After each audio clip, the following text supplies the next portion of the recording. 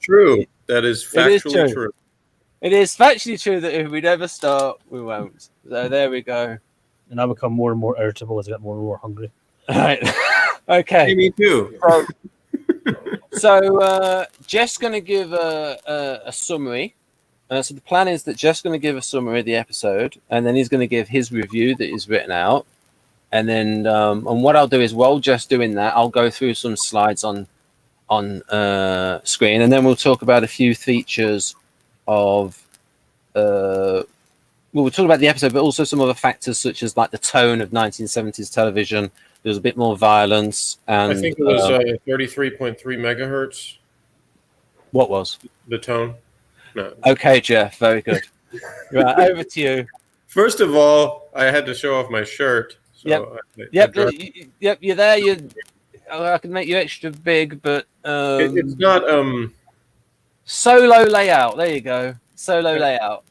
Oh, okay. It's not specific to the episode that we're watching or that we're reviewing. It's not actually from Genesis of the Daleks. This shirt was based on the actual 1960s movie Doctor Who and the Daleks, but it's the closest I have. So, exit solo layout. Yep. All right. So, and what we're doing, since Ben didn't say that, is reviewing Genesis of the Daleks. I guess, and we're just doing part 1 today, as I understand it. Yeah. So tune in for 5 more of these. Yeah.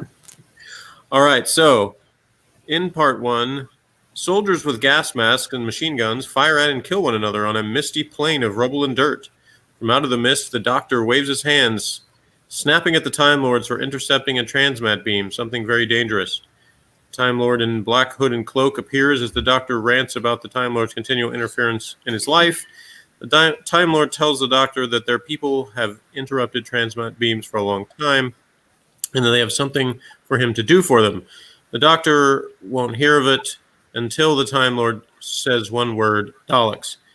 The Doctor then says, "Tell me more." Time Lords foresee a time when the Daleks become the dominant creatures in the universe. They want the Doctor to avert their creation or affect their genetic development so they become less aggressive creatures, or if he cannot, to at least find some weakness that can be used against him. The Doctor tells them one more time he will do their dirty work, and the Time Lord already informs him that they're already on Skaro and gives him a time ring, so when the mission is finished, he can return to the TARDIS. Sarah and Harry come running, Harry complaining about the rough landing. Bombs rain down on them as a creeping barrage hits. The trio get down, the Doctor yelling through the blast. After it's over, they see a man with the gas masks who's dead. As Harry checks him, the Doctor notes it is a sentry between the 2 weapons the man was carrying, a hunting rifle and an energy ray gun, a radiation detector on his suit, and a gas mask. Also, he and some of the other bodies are wearing skins, but also synthetic fiber, as Sarah notes. The Doctor speculates a 1,000-year war, civilization on the point of collapse. They pass bodies as they make their way, go over some large rocks, and the Doctor soon realizes they are in the middle of a minefield and that he has a feeling they're being watched. The Doctor steps on a landmine, and Harry wedges some rocks under it, between it and the ground, to allow him to get off of it without any damage. As they make their way again, something in a cloak with a long stick-like thing coming out of it watches them. The trio make their route to a bubble dome past barbed wire and a padded trench wall where the dead are propped up to make it look like there are more men than they are. They notice these uniforms are different from the ones they've already seen, but the same mixture of ancient and modern clothing and weaponry. The metal door on one side of the trench is locked. A small opening in the door allows a man to use his eyes to watch them. Sarah, Harry, and the Doctor pull gas masks off the dead bodies and put them on. But the Doctor and Harry are rushed by soldiers while Sarah gets one on and passes out in the skirmish or is hit down. Harry and the Doctor fall as the men from the metal door open it and fire machine guns at the attackers. The men from the door with gas masks on pull Harry and Doctor into the door, slamming it shut and leaving Sarah on her back in the trench with the dead. Inside, the men who have taken them in wonder if they are Thal robots, since they have heard rumors of the Thals experimenting robots. They also get accused of being mutos.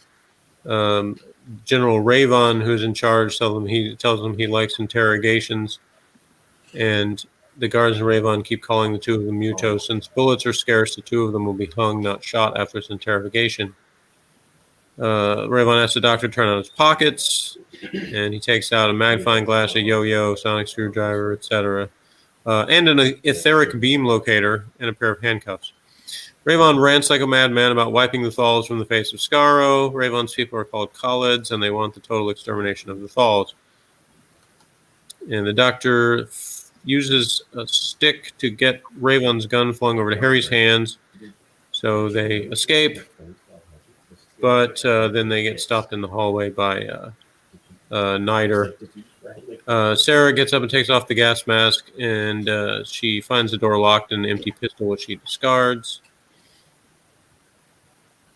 The doctor keeps his back turned, bluffing that they are civilians just leaving. This doesn't fool Niter, who plays along until he and his men are a few more feet away. Then they turn to fire. The doctor leads Harry off down a corridor away from the firing guns. Niter tells him we shall find out what they are by autopsy. Harry and the doctor rush to the lift door, but just as it closes, finally as it opens, more gunners arrive. The men in black fire at them, but the pair get inside and close the door. This then brings them up to Area 7, and they keep running. They race through some trees. There are more blasted bombs, and then they run into some more soldiers with guns on them.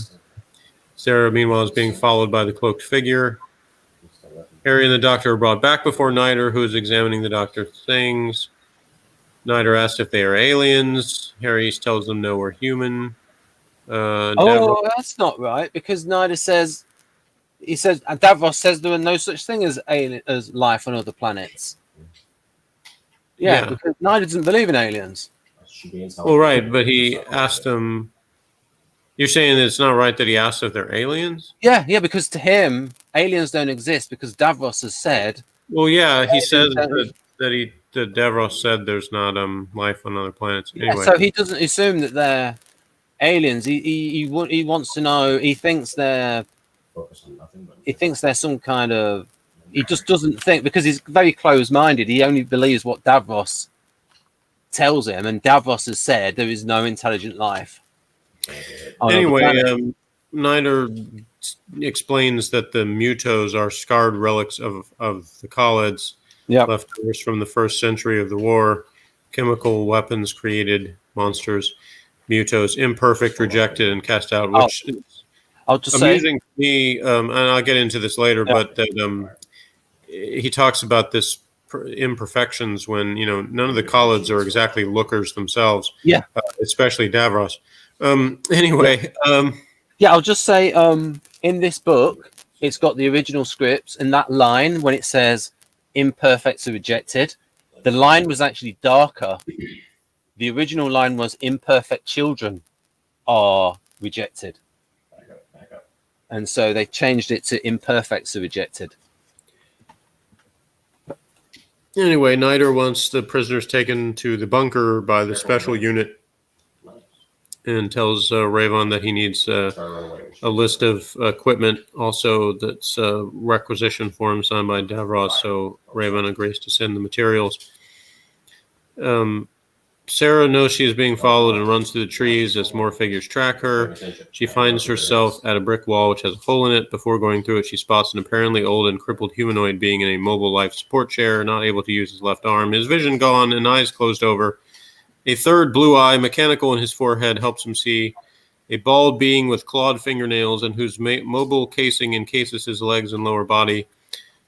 This is Davros. With him, a man in black, Garmin, who sets up targets shaped like humans. Davros calls this a moment that will live in history. Sarah sees as a Dalek emerges. Davros gives it instructions to turn right and halt on his voice command. He then tells it, now exterminate. It hits the targets with its rays. Excellent. The weaponry is perfect. Davros says quietly, triumphant. Now we can begin. So that's the summary. Now I'll read my brief review that I wrote 13 years ago. So I said, I found myself not wanting this episode to end. It really does have that beginning of an epic movie feel to it. I think they slightly overdid the college equals Nazis stuff, but that's really the only flaw I can find. Action, suspense, great characters, and the puzzle of how exactly it is that the Doctor is going to manage to affect the creation or development of the Daleks. I probably would have set up the episode differently in only one way. First, just title the episode Genesis, then drop the Time Lord guy explaining things and let the Doctor and the audience have to figure out where he is exactly and what he has to do. I just feel like that is more suspenseful that way. But now when Thals were brought up, savvy audience members would start to figure things out, but the reveal of the Dalek would still be a bit more of a jolt that way. If I can nitpick on something like that, though, there must not be really anything substantial to complain about. Awesome debut for Davros. He really just does take command of the screen right off the bat. An entrance like Darth Vader's in the original Star Wars. Come to think of it, maybe George Lucas watched this show first because the college uniforms look quite a bit like the Imperial armies. And I said this one gets a 10 out of 10. I know you'll stay tuned. So there's my wonderful review. Yeah, it's interesting what you said there about always an issue in that era, because they had the thing in England, Jeff, called the Radio Times, which was like a magazine published by the BBC, and it would like concentrate. And actually, in those days, it would only list the programs that were on BBC One and BBC Two. Later on, they put other channels on, and then TV Times would only do that ITV and Channel 4. But there was a thing in those days of, as you were saying there, you would have preferred it to be more of a surprise. But then the other thing that they're thinking, the other strategy is, well, get your Radio Times cover. We're going to do a Dalek story and promote the fact that we surprise. Yeah. Yeah, I understand. Trying to get, although I don't really understand how any of that works, because the BBC is not a commercial network like what we have. So I don't know why it really matters what the ratings are for their shows, but anyway, because it was sort of their legitimacy, and because they always sort of like had to, because the fact that people in England have to pay the television tax, and people are now actually calling it that. Yeah, so it's like justifying justifying the expense. Yeah, it's like it's like compulsory. If you own a television, you have to pay the TV license. Yeah, I think that's just hard for me to understand here in the U.S. because, like, the only public television we have the PBS thing, but it's always like seen as sort of this alternate thing, and they have like pledge drives to try to earn money for it. So it's not like they really don't spend much time talking about the trying to do things to increase ratings or whatever, because it's not about that. So Jonathan, are you all right there, Jonathan? You having a Milky Way to put you on? Oh, it's not good. It's terrible. Yeah, Jonathan. Well, I was getting hungry. I wanted to say, since you were talking about the hyping of it or whatever, and that obviously, again, I had a very different experience with this in America because Doctor Who was on PBS and not something that was well known, and I discovered it by accident. And Genesis of the Daleks is only the third Doctor Who story that I ever saw, and the first one was the Ark in Space, and we came in the middle of it. Not knowing what the show even was. And I just was saying the other day as I was watching it again that I think that I came in at the part where Sarah is crawling through the shaft or whatever it was that the Doctor is trying to get her through and starts yelling at her and stuff. And at first, I think we might have turned it on because we thought we were going to watch Monty Python. So I think at first we thought it was supposed to be a comedy sketch. And then we realized it was something else. And I think we're about to either turn it off or change the channel. And then my older brother said something to the effect of, "No, it's like a sci-fi thing. Leave it on." So we did. If it hadn't been for that, I probably would have never known about Doctor Who. But anyway, so when I saw this when I was a kid, I was very new to Doctor Who, so I didn't know any of the history of the Daleks. And so when the Dalek first appeared, that was I was viewing it, the way like with my son, I did showed him the Star Wars movies in the chronological order rather than the actual order they were made. So we started with the Phantom Menace when he was a little kid and went, through it. And in a way, I sort of did that with Doctor Who, in that the first Dalek story I saw was Genesis of the Daleks, which of course is supposed to be set at the beginning of their history. So it was appropriate in that way that was actually the first time I saw that. And I don't remember what my initial reaction to the actual visual of that was or anything with Davros or the Daleks, but I do remember them making strong impressions on me because after we had watched the story, we definitely were impressed by it in every way, and going around the house pretending to be Daleks and Davros and all that stuff.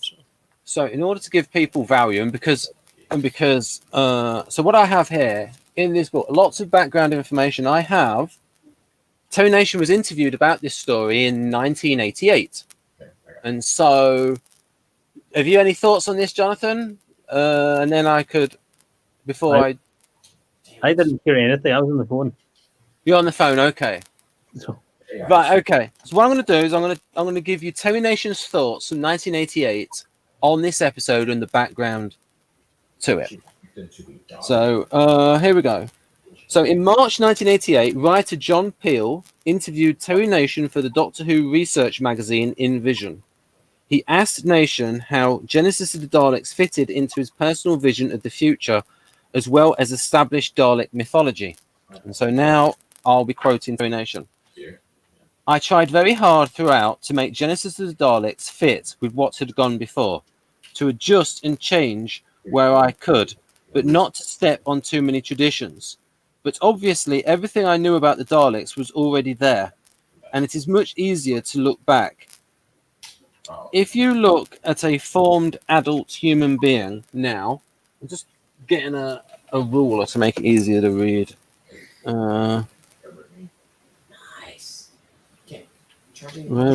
If you look at a formed adult human being now and ask him and talk to him, you can find out something about his past and his childhood.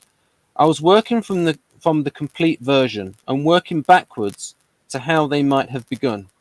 Later, after the first Dalek story, which was the take the money and fly like a thief one, I began to see some influences in it. By the time I had convinced myself, perhaps, that they were closer to Nazis than any other political group I could think of. But it worked terribly well for them. I grew up during the war and was aware of the Nazis and their totalitarian state. The Germans seem to have got totalitarianism into a perfect style by that time. If you look at Genesis of the Daleks, the uniforms, the elite, all those things seem to have echoes of what what the Nazi regime was like. I was tremendously influenced by that. I would have said that was in the script, but I won't swear to it. So many things changed from the moment I put them on the typewriter to the moment they're on screen. But the elite was mine, and the general idea was, I believe, mine. Am I glorifying evil in a way? No, certainly I would have avoided that, absolutely. I did try to show them always in the worst possible light. I did destroy virtually all of the Nazi elements there. Remember, there were good guys in that picture too. I think it was a very moral tale. I do believe that under certain circumstances, people, indeed entire races, can be perverted from their original intentions. The burning of Dresden, for instance, was just a war whoop of victory for the British and Americans. It was in some way of showing, we are the winners. We will show you just how violently conquerable you are. I think that was a perversion. It was something that should never have happened. Genesis of the Daleks was a highly moral tale. It was always intended to be a kind of anti-war piece, an anti-political piece, and certainly anti-totalitarianism. Trust no one, especially governments! Exclamation point. The Time Lord mission was the production team's. I was never in on the Time Lords. That was the Link situation. We had the time ring because I figured, how the hell do we get them out? So we had to give them something. And it's always good to have lost something. if you go back to that very first block of episodes, they have lost the fluid link and have to go back into the Dalek city to get it. That same kind of device worked. Every time I did a story, they would tell me what their overall look was and what episodes they were coming from, what had been going on. But then they were heavily into the Time Lord stuff, which was something I didn't like. It seemed to me to take authority away from the Doctor. Do not get hit. In Genesis of the Daleks, we had so many good elements going. We almost overloaded ourselves with elements. We had 2 different cities. We had 2 different races of people. We had highly complex political maneuvering going on. And within all of this, we had the Daleks developer. It was a complex story with a lot of story to tell. It could have gone on for another 4 episodes, in fact. It's always been one of my favorites because I stayed very true to the script. Because it stayed very true to the script. I had demanded tremendous things of the production, like the rocket ship of the Thals were building, and spoiler, like the rocket ship the Thals were building, and standing on top of the rocket ship with that dizzying view downwards. I think the producer gave me almost everything I asked for in that show. When I actually sit at the typewriter and see the pictures in front of me, those pictures were fairly well realized by the time I saw it on screen. When they'd come out of my head, never did they come out looking identical to the ones I saw. But that time, they came out fairly well realized. I think the production was brilliant on the show. They did wonderful things. And so with these scripts, you can actually see the changes that were made. And Robert Holmes was like the best Doctor Who writer. And so he probably changed a few things.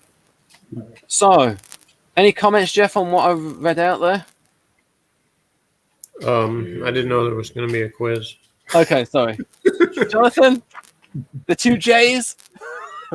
They're fired. I wonder if you knew that that's been happening all this time, that the thing has been moving by itself, including the woman in the shorts saying, I'm not something I'm arguing. Well, I actually put that in for you. for me. I think this T-shirt very much suits you. She's revenge. She instantly. Okay, fair enough. You can't charge. Oh, that's not a t-shirt, that's a sweater. So she can't hit me. Charging the Well, if you hold the arms out, it Yeah. becomes a big T. But yes, that's what it is. But I guess that sort of illustrates why it suits me. The fact that I'm correcting you. Yes. Charging the Anyway, so if you're flying. so anything else? I'm just sort of looking through this book for this sort of early phase. If you put the picture on the DVD thing, we can do that comparison we were talking about real quick. Right. Okay. What I'll. Right. Okay. Now I'm going to click on Jeff's square so that people can see his. If you just twist it to the side, it will get rid of that glint. There you go. Yeah. So it's like the two wires from. Yeah, that got moved around. I like the way We'll get it onto did. that later on. Yeah, it shows that, and then it has the Davros and the Daleks in the background. So I thought that was pretty well done. And Yeah, it was scripted that was going to be the end of episode 5, the 2 wires together. But because it was over, but they actually put that at the beginning of episode 6. So there were slight changes. Yeah, so in England, rated PG, and this gets onto something I was going to talk about, is like the level of violence in 1970s television. And the National Viewers and Listeners Association, which was a big thing in the 70s. Mary Whitehouse and her campaign to clean up television. And so it seems that the BBFC, was it the British Board of Film Classification, and apparently whenever they release a DVD, all of the things have to be reassessed by the BBFC. And so what it said on the back That didn't hit was... And she got all of her health back by hitting all of us with his own attack. Right, here. Mild fantasy, violence and horror, but still parental guidance. Yeah, see, we don't have any of that on the American Yeah. DVD. You're on your own and figuring out what's in this. Yeah. But it's very important though, because that's what they were up against in the 1970s. It really was a big thing, Jeff. This Mary Whitehouse I believe you. campaign Yeah. to. I mean, it's not like that kind of thing hasn't happened in America too. There's always been various groups, trying to affect what was on television in various ways. And it was to such an extent that it was one of the reasons why why Doctor Who changed after the Philip Hinchcliffe era, because they felt they could no longer do the violence because what Mary Whitehouse thought was this was too violent for younger children, and it appears that the BVFC has agreed with her in the way they rate things. Now, another thing that Mary Whitehouse had sort of like two things that she would campaign about. It seems that looking back now on what her campaign was about, many people would agree with what she said about violence for the children, but she also came from a very sort of like Christian background, and she was also against the portrayal of sex on television, and she was against, say, the portrayal of homosexuality on television because of her background. So you can see how, in some ways, culturally looking back, you can see like where the general climate is in terms of certain things she said and in certain other things. One thing I'd say, just being somebody that has watched the Doctor Who episodes in order over the years. In fact, I'm still on that quest. I haven't finished yet because I'm trying to review them all. That Doctor Who had violence from the start, pretty much, and so there wasn't. I don't think there was some kind of huge uptick in violence in the 70s. Now there was, I think, in the Hinchcliffe Holmes era, there was sort of a shift to more kind of horror type stories and kind of more things, so there was, it's possible that some of the violence was sort of played up in some ways, but Doctor Who always had violence going back to the very first story. There was death, there were people getting killed, good point. I should have said scary violence. I don't think that I can't think off the top of my head of a Doctor Who story that didn't have at least a little bit of violence in it. They pretty much all had some. Yeah. And it just sort of reached that. It's just sort of like things like, what is it? The one where I suppose there was I can give you a couple of examples where it got really scary. And actually the BBC had admitted they made a mistake. And that was in Terror of the Autons, when they had a toy come to life. Because then the children would think their own toys would come alive and scare them. Verity Lambert talked about that on the DVD, the beginning DVD, where they talked about the Edge of Destruction and how there's the scene where Susan starts stabbing the bed with the scissors, and she said that got more complaints in that first season than anything else, because kids imitating that was like, that's a household object and something that they could easily do, and it's very different than something that requires like space weapons and stuff, where kids just usually will play around with something that's not going to actually hurt them in any way. But putting the idea in someone's head to go stabbing things with scissors, that people were a lot more concerned. And she pointed out that very thing, they use that kind of thing to their advantage, where something is scarier when it seems like it could really happen. And that's why it goes to what you were saying about the toy coming to life, is that the truly scary things are where you think, this is something that is not just a fantastical scenario, but, actual things that are relatable or can be seen in real life. So, for example, like tonal things like using actual machine guns. Yes, firing blanks, but actual machine guns rather than blasters. Right, and to such an extent that it interferes with the television camera when they're actually firing the machine guns. So there's some Doctor Who stories that the violence that's there is a little bit more like sort of cartoony in some ways, as opposed to times where it seems much more real. And I think probably what you were talking about, where they sort of reached a point where there were scenes where it was sort of like horrific just for the sake of it, as opposed to it really moving the story.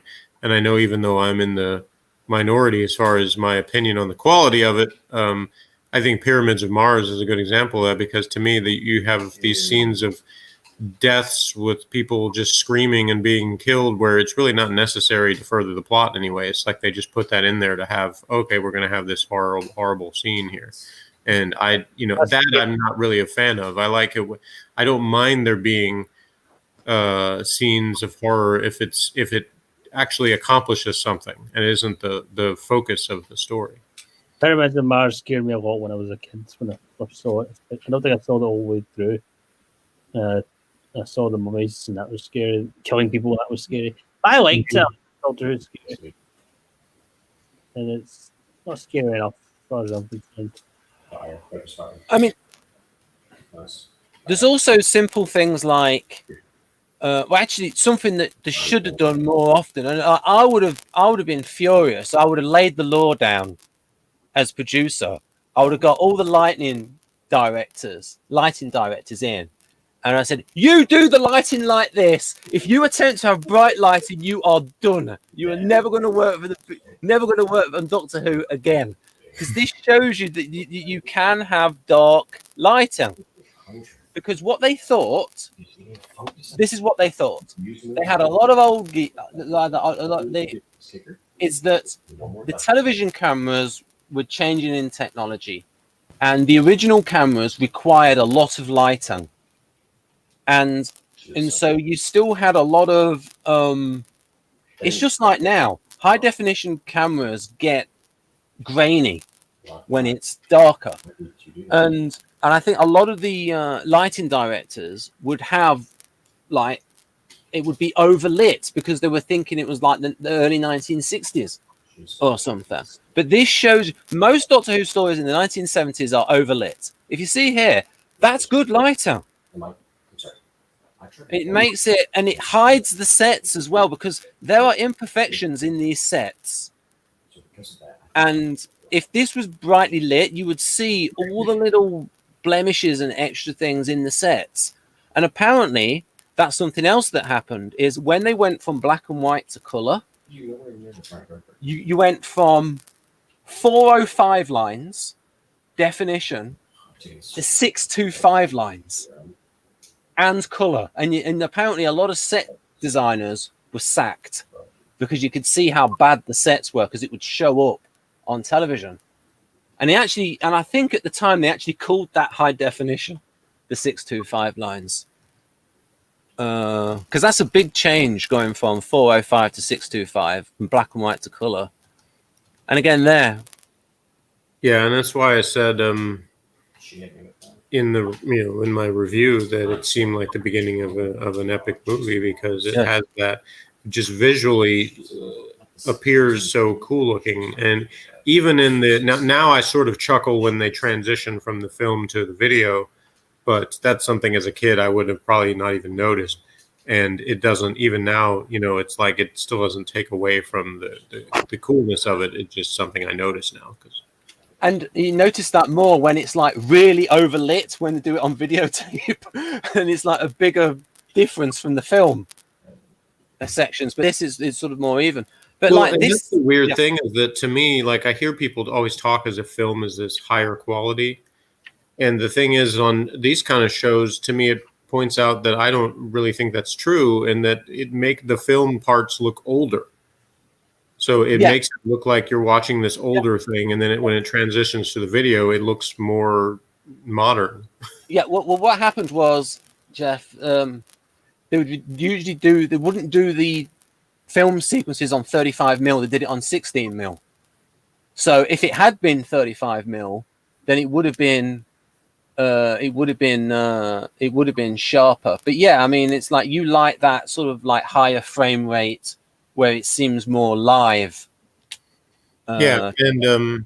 So that's why, actually, in terms of the visual appearance, I prefer the stories that stay one way or the other through the whole thing. So, like, there's a few stories that are entirely on film, and then there's some that are entirely on video, and I like those because I don't really like that transition as much. It Yeah. makes I mean, it makes sense in a sense. Like they sort of often they do that with outside is on film, inside is on video, and when they do it that way, then it's like okay, I can sort of see that working. But then you have a situation like with this story where they're still doing outside parts, but it's like they cross a border into the video part, and it's so it looks kind of for just a second it looks kind of jarring. But like I said, it doesn't detract from the story. It's just something I notice now. But yeah, I agree with you in terms of the visual, the lighting and everything, just being very well done, and the music as well. Of which in the past, you know, you and I have talked about that. That there was actually a video somebody did. I have no idea if it's still up, but I think it was on YouTube where they the scenes that come, you know, later in the story where the Daleks are basically, you know, meant to look like this army of Daleks is marching through the corridors. They played this music with it, and in this video they switched out the music to this like goofy sounding kind of Benny Hill type music playing while they were doing this, and they showed how here's how much of a difference the music makes and whether something seems intimidating or not. Oh yeah, like the way they shot the Daleks in this is like they made the best use of like just things like they would pretty much always shoot the Daleks from below to make them bigger, more imposing. And again, if like things like this, you don't show up the imperfections. Yeah, and I think in the last story they had appeared in before this was Death to the Daleks, where it's kind of an all over the place story, but the Daleks themselves, Terry Nation sort of came up with an interesting concept at first. It was like, what would the Daleks be if they didn't have their weapons, if they were sort of disabled? But then they sort of cop out with that anyway. But without getting into a long thing with that, the visuals just they sort of look like this ragtag bunch of leftover Daleks, and so they weren't as intimidating. And then in this, you just see that one Dalek, and for this very brief scene, and it's a lot more impressive seeming. It's kind of more like way back in the Power of the Daleks with the first second Doctor story, where you had the old Dalek that was so, you know, it was old, it had like cobwebs on it because it was like this abandoned thing, but it was like the whole thing is that it just needs to sort of be reborn, and then it has this power. And so in this, we're seeing the original birth. You know, this is like the first demonstration of this, so it's cool. Yeah, I'll just make a quick point that so in general in television in America, and certainly in American movies in the like early 1970s, like the Dirty Harry's movies, there was more like violence on movies, and British television early 70s has been more violence, more it's like the censors will allow you to do more gritty stuff, and so you get more of this gritty tone coming through. And also it was a pretty gritty time as well in Britain, and this then comes into when Philip Hinchcliffe came in, and like he looked at the John Pertwee era and thought it was made only for children, and he wanted to make it a little bit more adult. Which is funny because at the beginning of the Pertwee era, they had the opposite complaint. Yeah. People thought it was too adult and not enough for the children. Yeah, that was for the NTs. That season 7, 7-parters and hard science. Yeah. But okay, you've left this comic thing up, so you have to explain what that is. But, okay, so apparently, so the Eagle is the comic book that Dan Dare appeared in, and this was like the big superhero, British superhero in like the 50s and 60s, and apparently the look of Davros with his head was based on the Mekon. And so this look was sort of like, part of it was inspiration for Davros. This sort of, and he travels around on this machine.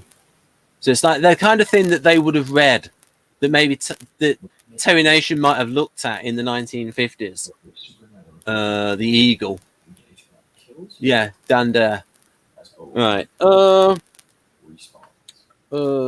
liked the way that they designed Davros with having the lower half being like the Dalek machine. So you sort of have that like idea, like he was sort of the original Dalek.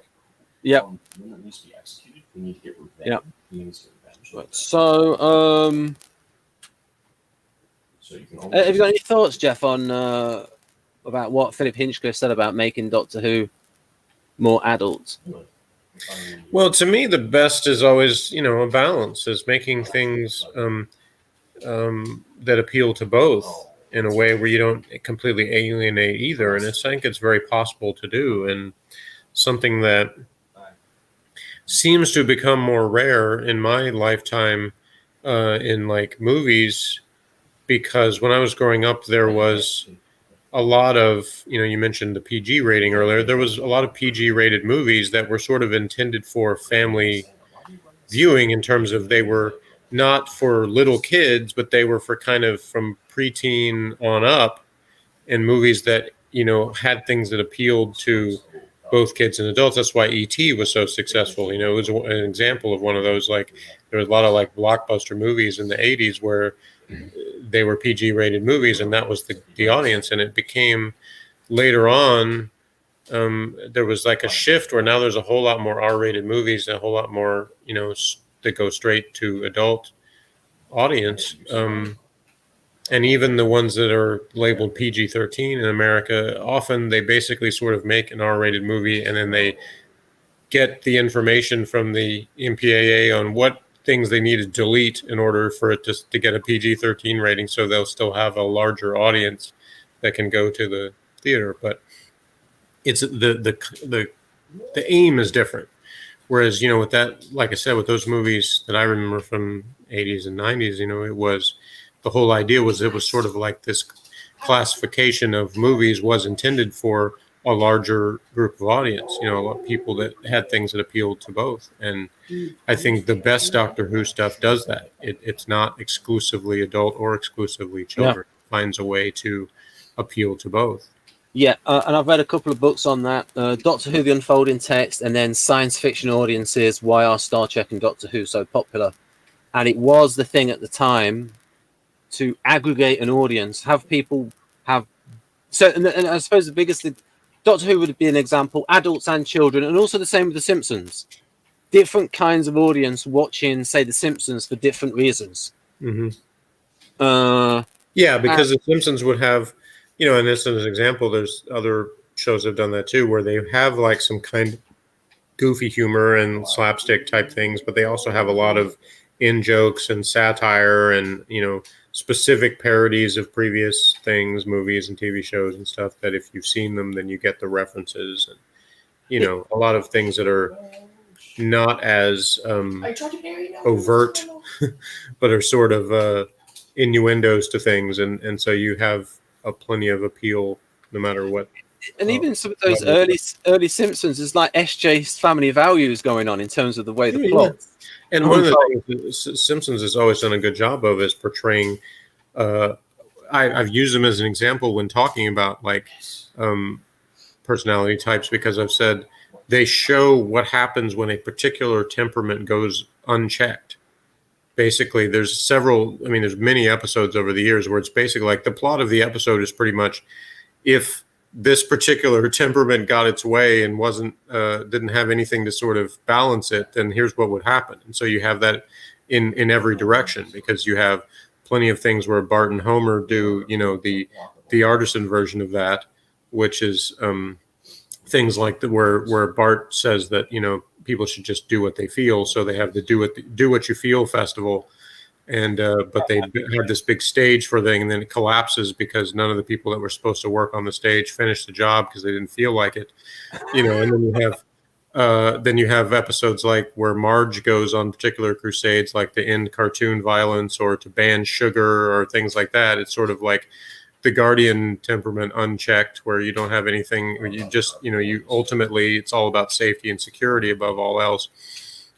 You see the extreme of that. And then you see Lisa goes on her idealist crusades, and then Mr. Burns usually represents the like extremes of the rational, where he comes up with some ridiculous concept and then he has the money to see it through, so he does it, and then everything just goes downhill from there. So I always think of Mr. Burns in an SJ, like an ESTJ.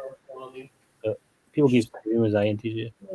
It seems so SI to me, like so stuck in the past, like to the point of parody. Where Well, he's supposed to be like really old, so he's got these sort of old timey ways about things. But in terms of his concepts, he's always coming up with like, ways to change things. And I don't think he is. They try to keep things the same. Like the time when that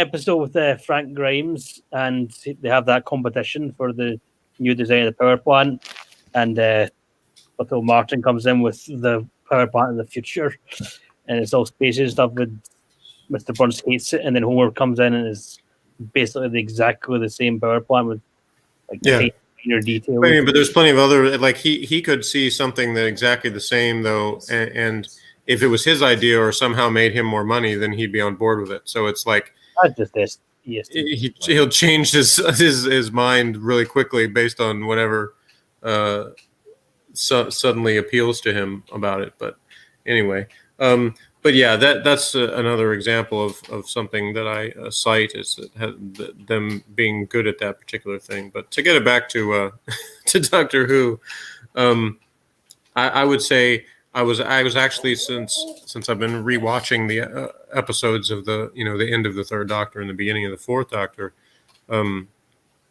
that I started thinking about the characters' personalities, that are introduced on there, and I my initial thought was that as companions sometimes they're sort of sort of plot convenience, if you know what I mean. Like it's sort of like their personality changes based on what they need to be in a particular story, and I think that does happen to Sarah some. But I think probably more often than not, she's portrayed as an artisan. She kind of jumps into things and doesn't have like a particular. She doesn't necessarily. She's not very future thinking in terms of. She just sort of. She has this kind of. She's set up to be a journalist, but she's sort of like, well, I just kind of dive into things and hoping I'll come up with a story. So she doesn't really have. She doesn't plan things out very well. Gets herself into all of these situations, which works great as a Doctor Who companion because you're always having to be like rescued from something because she just jumps into things. Yeah, she had that bit of a feminist agenda sort of early on with and even that it's like there's sort of different flavors of that, and her concept is just sort of like she has that just because she's probably had people all her life tell her, well, you're this little girl, so you can't do anything. And she has this sort of feisty response to that, like, women can do anything. And so she's set out to prove that a lot of the time by just sort of, trying to do whatever it is that she can get into. And with Harry Sullivan, I sort of go with the default that he's this kind of military doctor guy. He's probably a Guardian type, but he still is more adaptable than some people of that type would be, because he's demonstrated already that he's not too shaken by the fact that he ends up traveling through time and space by accident, and he sort of adjusted. So in that way, he's similar to the original male companion, Ian Chesterton, which he was sort of designed to be like that, because when here's some more behind the scenes stuff that I've read, that originally before they cast Tom Baker, they were thinking of casting an older actor like that would come across more like William Hartnell, the original Doctor. So they envisioned the Harry character as being more of the sort of action type, because they didn't want the Doctor to be involved in as much of that. And the funny part is that when they cast Tom Baker, they said, well, he's kind of superfluous now. But then Tom Baker hurt himself when he was in the first season when they were filming the Sontaran experiment, and so he actually couldn't do as many of the action scenes that were scripted, and so they ended up giving more stuff to Harry to do action wise anyway because of a injury. Yeah, and in fact, he was working because he was actually working on a building site, and he was already an actor, but like in between jobs before Doctor Who, he was working on a building site. And he was like 6'3", so he was like a pretty strong guy, Tom Baker. Yeah, when the irony is that, in the scenes of the Sontaran experiment where they have people like falling down various traps that have been built, and Tom Baker hurt himself basically doing exactly that. Like he slipped and, and fell on the outside of stuff they were filming, and then Just- he hurt his back, so he could barely move after that, and the rest of the that particular recording block. I agree with you about like Tom Baker having the ENFP preferences. So could be accident prone. ENFP. I'm not sure. I don't remember if I actually said that, but I wouldn't be surprised if he was. Yeah. Yeah, because I think it's because we were once talking about. I think that you thought maybe Tom Baker was more like ENFP in real life than ENTP. I mean, maybe I don't know enough about him, but I would say I would say more likely than John Pertwee, who I think was probably ESFP. Yeah. He lived the lifestyle of an artisan that many artisans would approve of. Yeah. So usually in these first episodes, so we had the thing of like first episodes were about sort of like establishing things and setting up a series of questions and answers. And so you saw that with the what's going on here with why we got this mixture of technologies, old rifle, ray gun, all these kind of things that sort of and they explore, and they have that thing, usually have that thing of like splitting them up. And so Sarah splits off and goes off with her people, and then it's like to have two stories going at the same time. Those kind of devices. And then just tonal things, as I mentioned before, using actual guns instead of blasters, having darker lighting, hardly showing the Daleks. You don't see Daleks much in this story. When you do show them, they're from above. So, and the way the music is, everything is sort of going for a gritty tone in it. And I would also say that what a lot of people do, and I think one of the errors in when they redid 21st Century Doctor Who is Russell T Davies. I think that he focused on the eccentricity of Tom Baker, and you can have, say, another actor who's got that eccentricity, but that actor has not got the gravitas of Tom Baker to reel it back in with his presence and with his voice. It's like with him, you seem to get, this is a serious mode, and it's like, and then the eccentric bits are just little light reliefs from that, and he's able to turn the tone. He can say something quirky, but then it's back on form, and it's like serious theatrical kind of voice that gets it back on tone. It's like only certain people can have the ability to be able to sort of like mess with the tone like that, and then sort of reel it back in. Yeah, I think you talked about the times where the show where they sort of tried to make it more adult, or then they said it was too scary, so they wanted to make it more child friendly. It kind of went back and forth with the balance. So that also takes place when it comes to that, what you were talking about with Tom Baker, is that in the early time of him on the show, they did a pretty good job of balancing, like, where the times where he was more goofy and times he was more serious. And there was after they switched producers, where Graham Williams was the producer, and they were trying to kind of make it more kid friendly. I think they also didn't rein in the goofier side of Tom Baker, so there were more episodes where he just kind of seems like he's not taking it seriously. Yeah, that was the thing. So what happened there, you had a number, I remember reading all about this. So basically you had the thing of they couldn't do the violence anymore. They felt they couldn't compete with the special effects. You had Douglas Adams coming through, and Graham Williams felt, well, the only thing that we can really do is interesting characterization.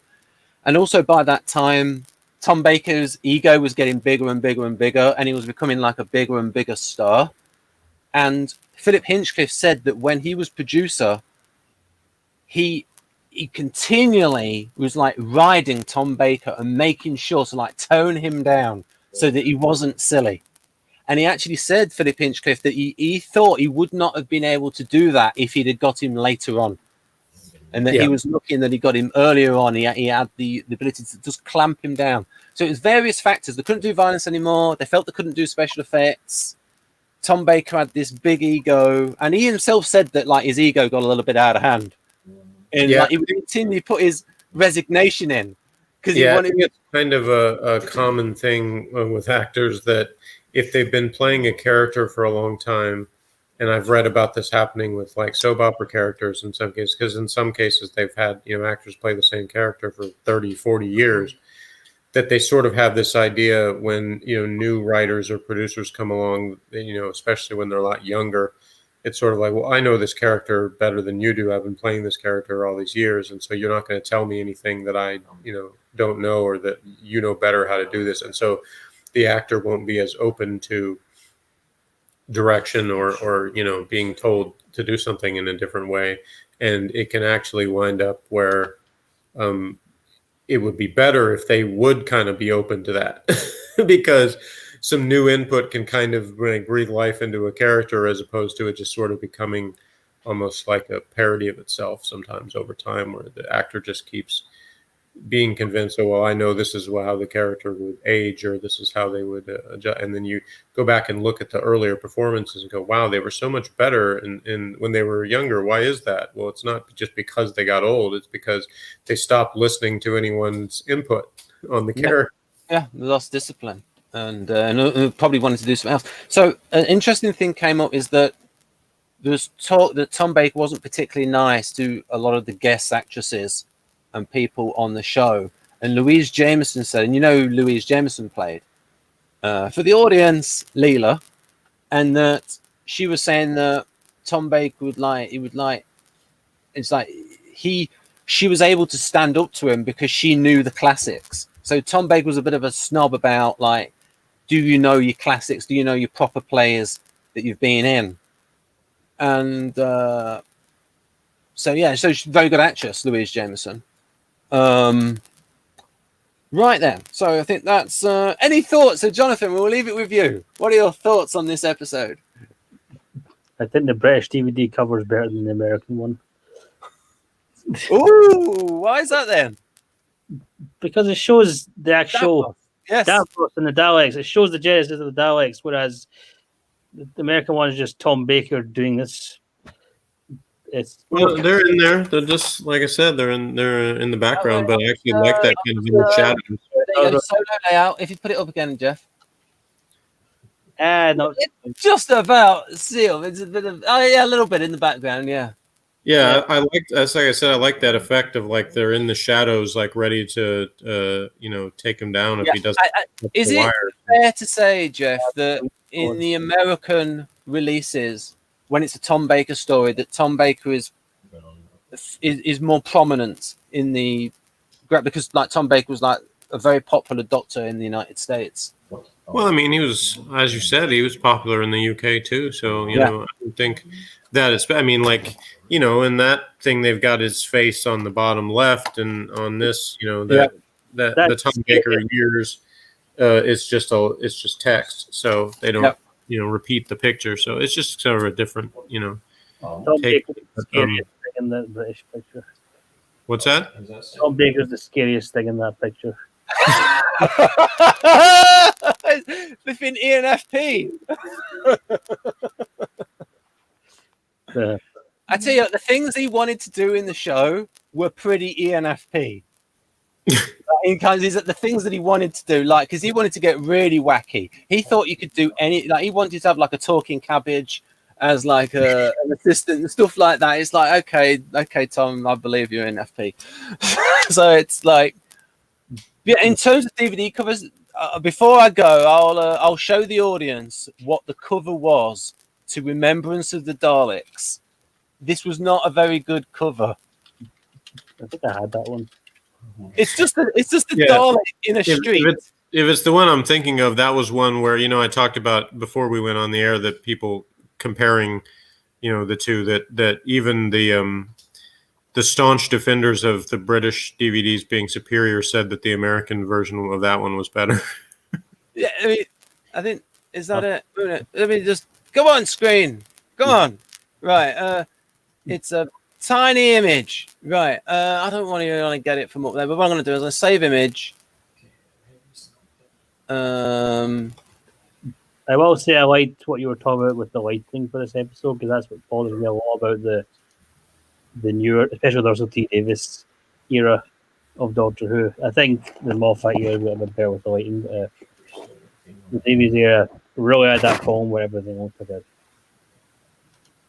Sorry, can you say that again, Jonathan? I was saying that during the Russell T Davies era, the lighting bothered me. Was it too bright, too dark? Was it too bright, and all the time, and like almost like a soap at times. I mean, maybe that's not the right word, but or like a British live action children's TV show like you'd see in CBC. There might be an earlier one of that that's even more. It's like even not even worse than that. Like, because I got it when it originally came out. I think I had that DVD.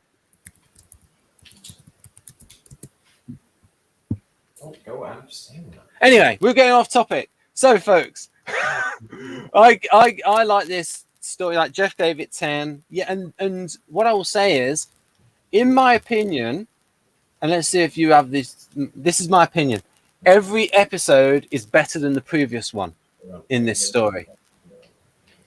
Well, I guess we'll find out as we get to the future episode. Yeah. I know that I didn't entirely agree with that just because I know I didn't rate every episode a 10 out of 10. So right. If that had been the case, they all would have been 10s. But one quick question: what do you think the bad guy is? Not Davros, not the leader guy, the first bad guy who says he's going to have them tortured and hung and stuff. I think he's an SJ or an ISDP or whatever. Just curious. Oh, Rayvon? Rayvon. You mean Gruber from Hello Hello? Is it? I didn't know what's that. Jeff watched that. I don't know. I don't think they really show enough of his personality yet to really. I mean, I would just guess by default probably like an SJ type because he just seems like it's spouting the propaganda. Yeah, because I thought the types of Neither and Davros were really obvious, but with the whole. Neither. So what do you think Neither is? He seems like an ISJ. Yeah, I mean it's the way it's like the way he acts, but that actor doesn't show a lot of emotion. Yeah. Well, I think Davros himself is an NT, but then he creates the Daleks, who basically are like the most SJ race ever, because ironically, yes. Because their whole thing, like you get later on, we'll talk about that when we get to those episodes, but you get you figure out why the Daleks are the way they are because of what Davros is. What's most important to him is power. Like ultimate power, but what ends up happening because of the way he creates the Daleks is that their entire thing is they're about just being superior to everybody, so any kind of differences or things are what is evil and should be eliminated. Everything just needs to be like us. I will say that Roy Skelton, when he did it, is like he had a voice. One was high, one was lower, and then one that was slightly more insecure than the other ones. So they would have a lot of it. My vision is impaired. I cannot see. So it's like, but I guess one last thing I'd say is just and we'll see it some more later on. But Michael Wisher, his like I don't even know what the right word I'm searching for. Definitive. Like what? Definitive performance of that. That's a good one. Definitive performance, like because he appears in several other Doctor Who stories, but he just nails this so good, that it's from the start believable in the character and just really captivating in every scene that he's in. So he really carries a lot of the drama of the whole story. I've got some tidbits about that. So he before he did this, he actually voiced some Daleks. And during rehearsal, he would rehearse with a paper bag over his head because he knew that there wouldn't be much movement on his face. With the way the makeup was then, you couldn't show a lot of expression through the makeup. Mm-hmm. And I think the makeup's pretty darn good for 1974. Oh yeah, everything visually about this, like you were saying, is just really well done. And I think that aspect, you talk about getting better as it goes. I think that aspect is gets better also, because some of the initial stuff with the warfare going on, it's still a good setup, but it doesn't necessarily look as good as some of the things that they go with later. Oh, I remember now. Yeah, so Terry Nation thought that there was a slow-mo thing, with the fire and the gun, and then like that. Terry Nation thought that maybe might have been a little bit too violent, and they maybe should have taken that out, even though he didn't actually. Also, and this is one of these things where I talk about, is like when you see something where it's like, this is made by talented people who care and to do it seriously. Yeah. Right. And there were some things like I talked about in the reviews I did, in the ones were leading up to this, like Invasion of the Dinosaurs, where the effects are quite bad, and everybody who worked on it like agreed after the fact that they were. But the actors still do a fantastic job of taking it seriously and acting as if these are menacing creatures that they're dealing with. There's not a hint of any of them like hamming it up in any way. And that's why it's still an entertaining story, is that you have good actors who take it seriously and play everything as if, this is this huge menace of these dinosaurs, attacking the city. And that makes it, still work, as opposed to if you had anybody that was, acting goofy because the effects were goofy, then you would lose any, kind of effectiveness you had. It would just be seen as a campy kind of thing. And interestingly enough, even Douglas Adams wrote that, and I think this was because they had an interview with him in Doctor Who: The Unfolding Text, that what he thought would happen with his scripts is that when an actor or actress saw a funny bit in the script, they thought it was time to put their funniness, their joke on top of his jokes, and do funny voices and things like that. And it's being somebody who's done some acting before, I can say that it is very tempting. Actors will take any kind of little opportunity to say, "Oh, here's my chance to show you just how brilliant I am." Right then. So I'll give it 10. Actually, do I give it 10? Actually, yes, of course you do. yeah, I'll give it 10. Yeah. Jeff gives it 10. What do you give it, Jonathan? I'm not going to rate it. Okay, so he'll give us the overall rating as we go along. So I'm going to end the broadcast now because Jonathan needs to eat. All right, so are we doing this again next week, or? Yeah, we can do. Yep. Okay, then. See you next week, everybody. Bye-bye. No, next week.